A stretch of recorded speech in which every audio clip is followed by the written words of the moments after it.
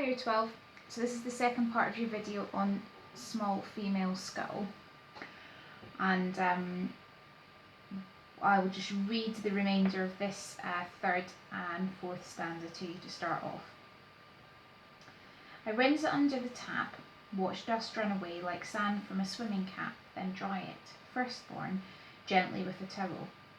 I see the scar where I fell for sheer love, down treacherous stairs, and read that shattering day like braille. Love, I murmur to my skull, then, louder, other grand words, shouting the hollow nouns in a white-tiled room. Downstairs they will think I've lost my mind. No, I only weep into these two holes, or I'm grinning back at the joke. This is a friend of mine. See, I hold her face in trembling, passionate hands. So in these final stanzas, what this skull symbolises kind of shifts slightly, and we had said before, just to remind ourselves, that the skull could represent the fragility of life, accepting death, the concept of your own mortality, and here Duffy's kind of exploring the concept that through thinking about her skull, the persona is remembering their past self and thinking about how much has changed, how time has come on. So in, for example, this simile here, so I rinse it under the tap, watch dust run away like sand from a swimming cap. That simile is really reminiscent of childhood, the concept of, putting on a swimming cap, playing in the sand, it's reminiscent of Beachcomber.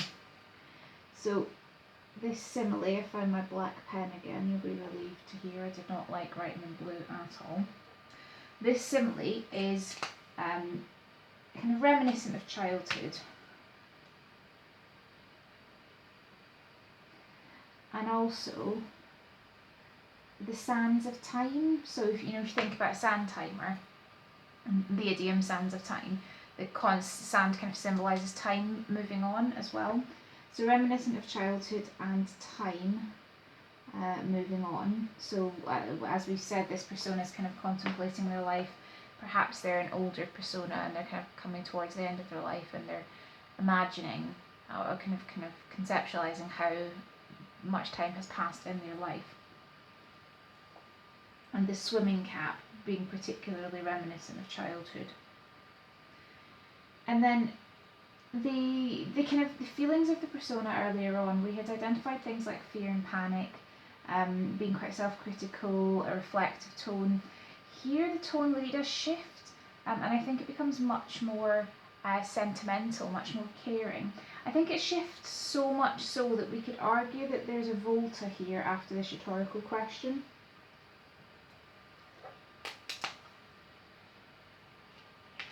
Because we see that tonal shift into kind of, sentimental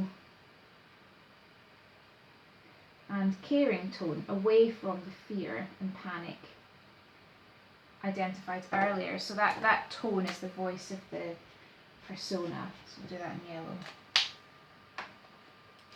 And that idea of being kind of sentimental and caring is encapsulated in the next metaphor.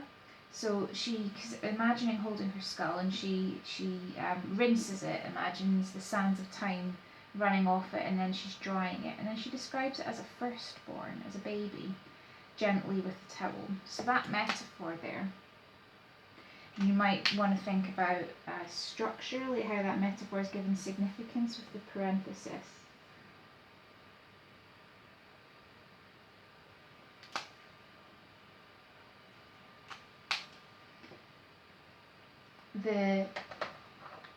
This metaphor, by describing her skull as a firstborn, emphasises the concept that's coming up again and again, the idea that life is fragile. If you think about how vulnerable and fragile a newborn is, kind of life is fragile. There's a sense of vulnerability here. But also something to be celebrated and something to be treasured.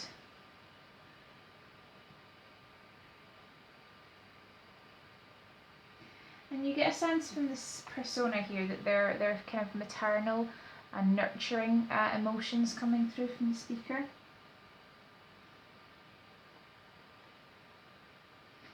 So maternal and nurturing from the persona. And then Duffy does some of her kind of classic wordplay coming up next. She says, I see the scar where I fell for sheer love, down treacherous stairs, and read that shattering day like braille.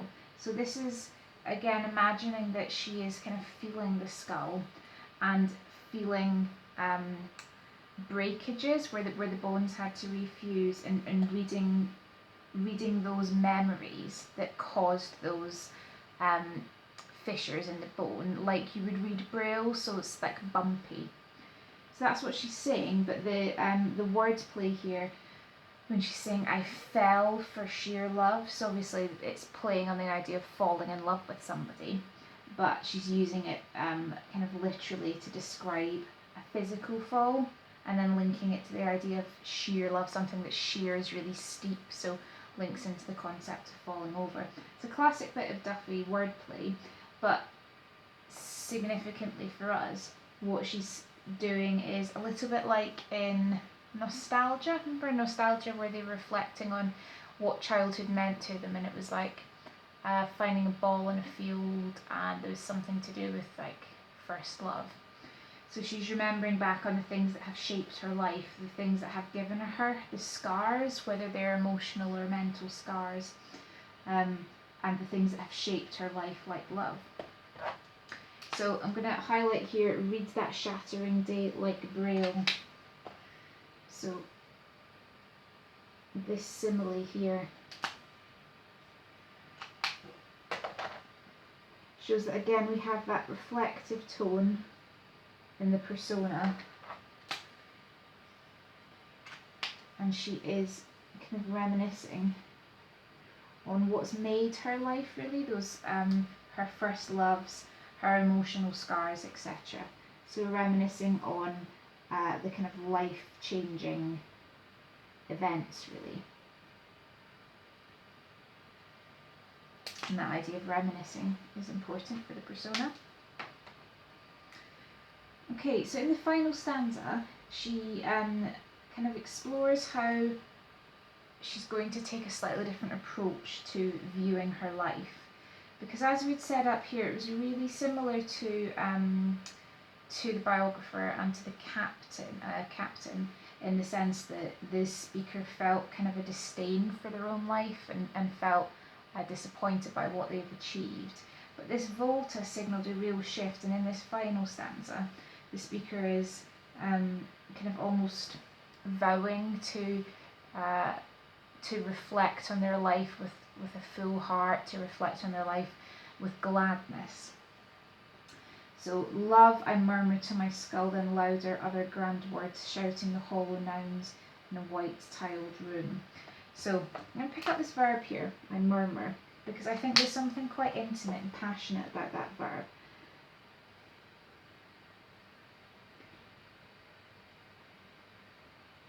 You know, something that you might associate with a lover, kind of murmuring sweet nothings into one another's ears. And that again shows the more kind of respectful, loving way that she's going to reflect on her life. So respectful, loving reflection is what I'm going to put for the poetic voice there. But this is not contradicted but questioned when we get to this phrase here. Louder other grand words, shouting the hollow nouns in a white tiled room. So the white tiled room is referenced back to the bathroom where she is when she's kind of having this moment of reflection. And she's kind of questioning the validity of this love by describing it as hollow. So I'm interested mostly in the adjective hollow there. Why would it be hollow to describe the way that she's going to approach reflecting on her life as an approach that's kind of signified by love? Well, that suggests maybe a fear of loving herself, of kind of doubting and saying like, I can't do that. That's that. Maybe she doesn't feel that she's kind of deserving of love, or she doesn't warrant love. So I think creeping in here, we get a little bit of that kind of self-critical voice that we heard earlier. So perhaps self-critical in the voice there. And I think you might want to explore on your own something there in the reference to the white tiled room, although it's the bathroom. You think of like white padded cells when you think of somebody being kind of isolated in a moment of kind of mental breakdown, and I think there is allusions to that there. And that idea that we picked up earlier, we talked in the last video about how there was a sense, where have I got it, about the darker, the reference to Duffy, I can't see the annotation here, the reference to Duffy dealing with depression and how the skull could be kind of symbolic of that. And I think that we get that isolation back here. When it's downstairs, they will think I've lost my mind. So I've got space for it. There we go.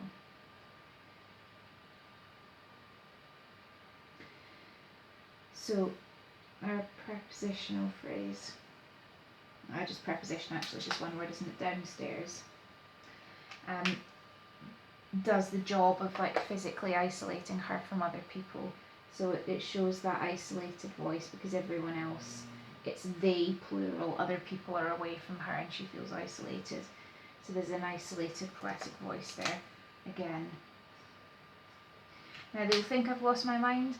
Why? Because perhaps she's been up in the bathroom for a very long time having this moment, or perhaps she's kind of talking out loud to herself and they can hear. However, there's then a really strong refusal to linger on other people's perceptions of her. Like structurally this definitely stands out, just one kind of one word sentence rather, followed by the caesura. Is quite defiant, isn't it? No, I will not allow myself to dwell on what other people think of me. So there's a defiance and a return to that lovely sentimental, caring and nurturing tone that we saw after the volta. So defiance of the poetic voice, kind of taking control again, really. And then there's a kind of reference here to that, like, if you don't laugh you'll cry type thing. I only weep into these two holes here, in reference to her eyes, or I'm grinning back at the joke. This is a friend of mine. So here she's saying, if I don't laugh and force myself to reflect on life in a positive way, then I will cry. And she then chooses to refer to her skull, herself, as a friend. So that metaphor, this is a friend of mine.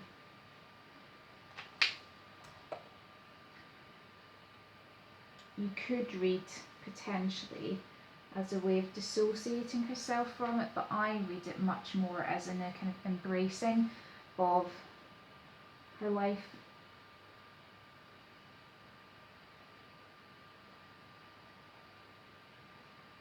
By saying that she's going to behave in a friendly way towards her memories of her past and herself. So again, there's something kind of caring and nurturing in the voice there. And then she ends by saying, see, I hold her face in trembling, passionate hands. So that final description of her hands as trembling and passionate is definitely significant. Trembling alludes to feelings earlier that we'd identified of fear in the face of death, and the fear doesn't necessarily mean that she has reverted and is being critical of herself. That's just fear at the concept of your mortality. But it's trembling but passionate hands. So she has committed, defiantly committed, saying, no, I'm going to view my life positively. I'm going to face death full on, in the knowledge that I've lived my life in whatever way I have. So these adjectives kind of conceptualize that she is, afraid of her mortality.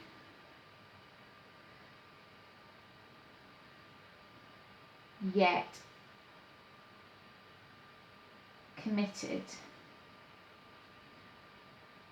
to viewing her life positively.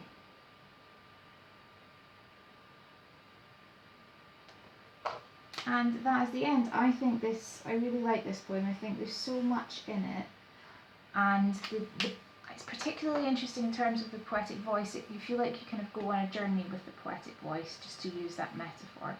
And by the end, I think you feel like you really know this speaker. Anyway, I hope you enjoyed it as much as I did.